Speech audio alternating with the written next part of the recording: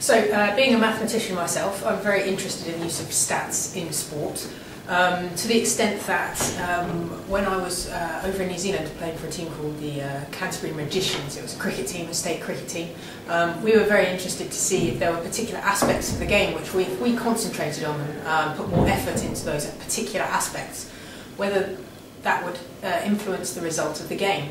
So I undertook to do some analysis of scorebooks from that particular year and earlier years, and a couple of the particular things that we were looking at was how often teams scored runs. There's 300 good balls in a game of cricket. So if the team scored off more than 150 of those, were they more likely to have a winning total? Things like that, looking at the number of boundaries or the percentage of boundaries scored in cricket.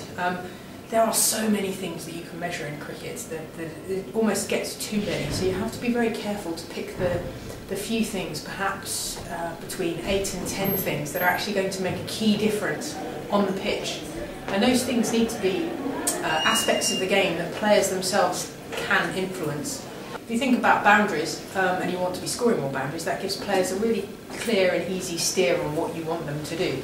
In actual fact, that might not be the best way to win the game on any particular pitch. So it's got to be, pitch dependent and team dependent as to which particular indicators that you might use in any given game. I thought the Duckworth-Lewis model was an amazing thing when it first came onto the scene.